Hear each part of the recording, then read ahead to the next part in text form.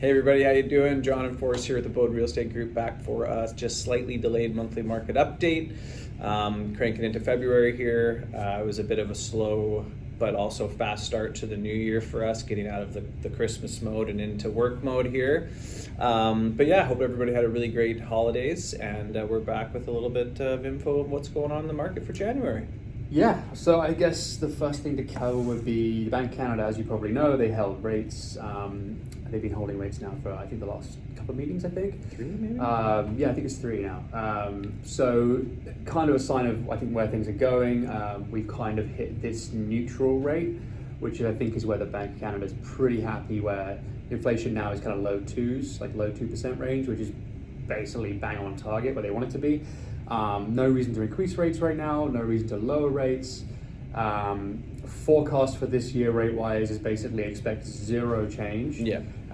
There's actually some, I think a few banks have sort of said we might end up seeing a little bit more inflation as the year progresses, and they might have to put rates a little bit higher. But I would say, few fluctuations in the bond market. We're kind of looking at rates around the low 4s, pretty much for the rest of the year. We might get lucky if the bond market comes down a little bit. You might be able to get a 3.7, 3.8 rate again, but it certainly seems like around 4 or low 4s. I think the crux of it is this is where the BOC just thinks that everything's kind of status quo. It's working. Yeah. And I think the echo chamber is finally like wearing out over the past year and a half, where everyone's just like, oh, once the rates come down, that's when things are really going to take off. And nothing's really taking off. It's still definitely a very balanced, edging in some territories into a full-blown buyer's market. Go over some of the sales ratios. Yeah, what were those? Yeah. So like, every month we get a stats report for the entire Lower Mainland, each city, and it splits it into 2 product types. So one is basically strata, so condos, townhomes, attached they call it, and the other one is detached. And they give us a kind of like overall report by price point and areas and all this other stuff, right? But one quite indicative stat, which I kind of always go in on when we get these reports, the first thing I look at is the sales ratio. So that means like, out of the quantity of listings that were on the market that month, how many actually sold within that month? And bearing in mind, it doesn't have to be a listing that got listed and sold within that month. It can be a listing that was listed 3 months ago, but it sold, it still registers as a sale.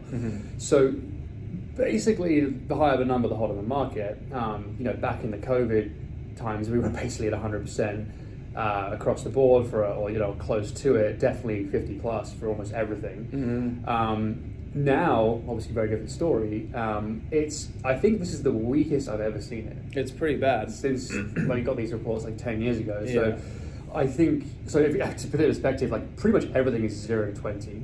Yeah, you don't really see anything over 20% for the sales ratio right now. And then even in some sectors, like Ladner's a small area, and no need to bang on Ladner here, but they had 0 sales for townhouses or condos. Yeah. 0. I've never seen a 0, so I always flicked through and I looked it down and I was like, wow, there's 0. So there was something like 46 townhome. Ladner's primarily a detached area. Ladner had 46 listings on the market in condos, townhomes, whatever else, and none of them sold. So the stats are saying if you're looking for a condo in Ladner, we'll get you a really good 46 deal. 46 desperate sellers out there. Yeah, we'll get you a great deal.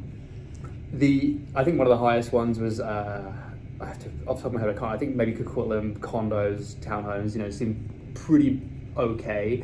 But they're nowhere near in the seller's market range. We're still in balanced market territory. That kind of like 10 to 15.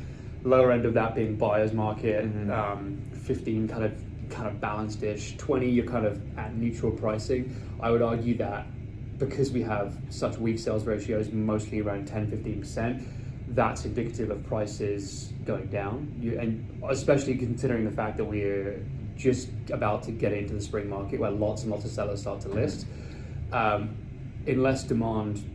Unless we see people start buying more condos and more properties, the prices are going to continue to come down. And it might not be it's not going to be 50 grand on everything, but the last condo that sold for $650, you might be able to get the next exact same unit for $635, right? Yeah. So it creates, everyone wants to be the first one to sell. Whoever's in the best financial position with the most equity, who wants to move the fastest, that's the one who's going to sell first, right? Yeah, and that's the thing. And we put a bang on about this a few times, but just to kind of reiterate, it's like when you are in a high competition market as a seller with lots of other competition out there, every seller has their own financial position, they have their own motivations, they have their own personal life situations which are initiating this listing and this potential sale, right? So it's the one that has the biggest time crunch, the one that needs the liquidity the most, the one who literally has no other option. Or if they maybe they've found something that's they're like, we can't pass this deal up.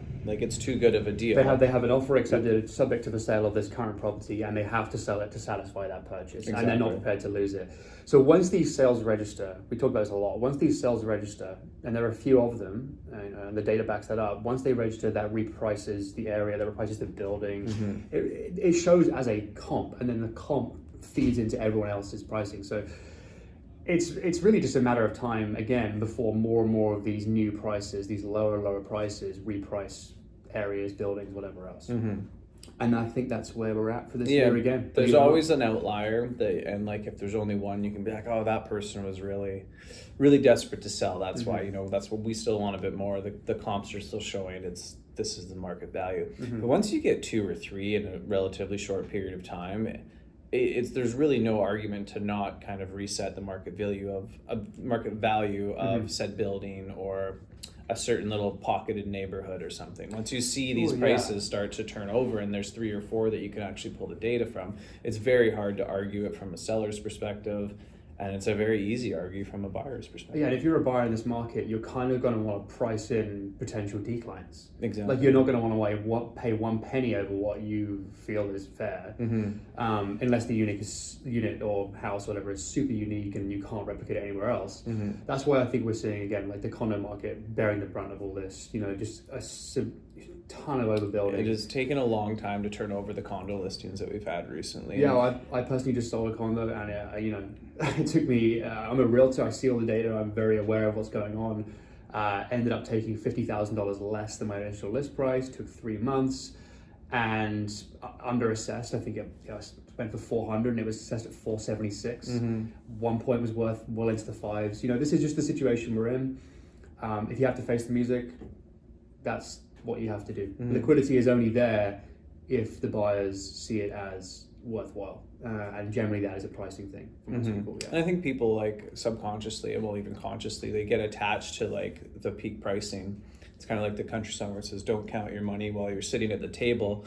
I do not know that song. It's called The Gambler. I can't remember. It's a fantastic song. But anyways, people get hung up on this was worth 1.5 at one point, and now I have to sell it for 1.2. I can't wrap my head around that. It's like, well, you bought it for 450. So it's like, you can't get wrapped up in like what it was worth at one point, because there's literally no indication that it's ever going to be worth that again, or if it is, we're talking 10 years down the road, right? Like, we couldn't see. It just doesn't make feasible sense for prices to increase to what they were. It would have to be just such a multitude of things happening to like force pricing back. Yeah, I think that's what we've realized over the last 2 years. I think where it's really like been apparent that this is not going to change anytime soon. I think back in 22, 23, with the early 24, we kind of had this vision that it's just a matter of time before it bounces back.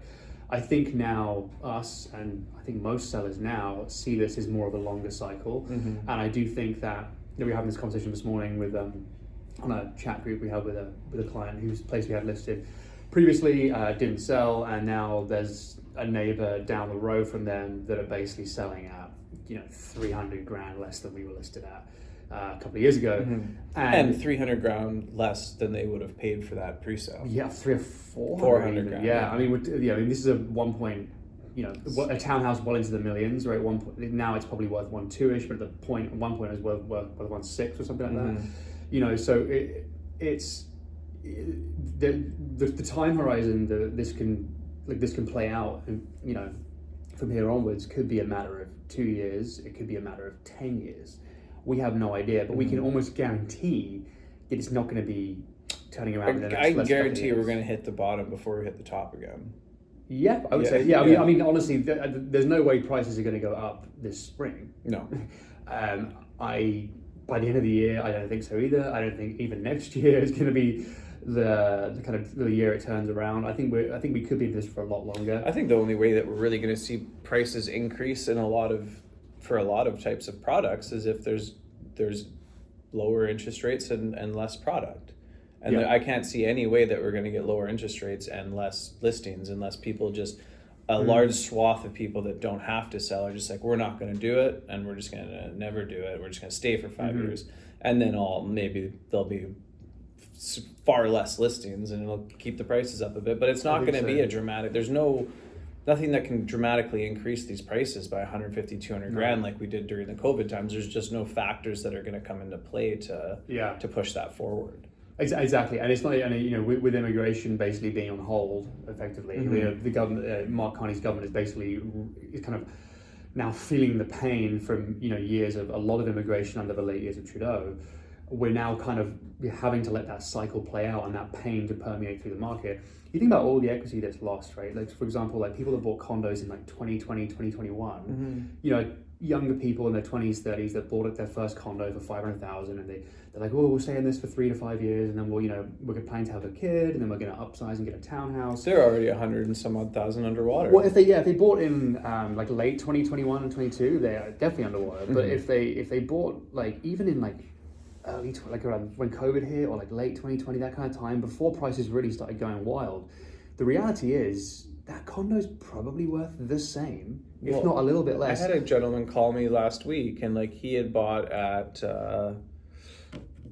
like near Central City in Surrey. Bought a condo, like high up, 28 floors or something. Great view, good exposure, but it's a small condo, and he probably paid like $900 a square foot for it then. And like I think his all-in purchase price was like $590, and you would struggle to sell it at like $490 today. Yeah. And that's the thing, it's like if you've got a break even, it's kind of like, okay, great, like it kind of makes sense. Maybe maybe you've had a bit more income and you can qualify for a townhouse now. But if you have lost equity because you bought late in 2021 or whatever it was, the reality is, unless you absolutely have to and you can stomach it and you can swing it and you've got more cash or whatever, it's the knock-on effect of these condos not selling is affecting the townhome market. It's now affecting the detached market, because if your equity has just been eroded over the last few years to the point where you're basically back to zero, or like what you put in or less, then you don't really have a lot of options. Yeah, you don't have that opportunity to triple your original down payment, right? So then you can't make that leap to that next price bracket because I only have my initial 80 grand. I don't have 160. I qualify for a 700 grand mortgage, but hey, that 120 of my condo is now 80. Yeah. So I've got $80,000. And I can buy for $780, and it's I can get a slightly bigger unit. There's no point in doing it. Yeah, and it's also just obviously loss is not an easy thing to take for a lot of people. So I think a lot of people are just kind of playing the game. But I think our job as realtors, especially, is to kind of like kind of help people see the bigger picture, like the 30,000 foot view. And the reality is, like, if you're thinking, well, maybe I'll try again next year, the reality is that you could be a lot lower than where you are right now. I don't think it's going to be like, another 10, 20% down, but it's like, this could be your best time to do it. I think in these type of markets, every 20, 30, 40 grand really counts. Yeah, absolutely. Yeah, especially in that price range. Yeah. So I think moving forward, it's going to be a kind of repeat of last year. Yeah, probably. That's what it seems like right now. But we will get back to you, hopefully by the end of the month here. Maybe we'll start pushing it a week into the month from now on, so we actually have that. We used to do kind of end of the month. Let's do like early months from now on, and then we can get the new stats out each month, and then report on that. And then so we're back in early March with an update. Ultimately, if you are looking to sell, liquidity is hard to achieve. So I think it's never been more important to entrust, someone who really knows what they're doing, right? Who's not going to just tell you what you want to hear, get it signed, waste 4 months on the market, and then get you to take $100,000 less than like just waste your neighbor. Right? So get it right out the gate. That's the only way to get liquidity and the only way to make it happen. But if you guys need anything, we're always here. You can reply to this email or call us on the number at the bottom of the page, and we'd love to help. Thanks so much for watching, guys. We'll talk to you next month. Thanks so much. Bye.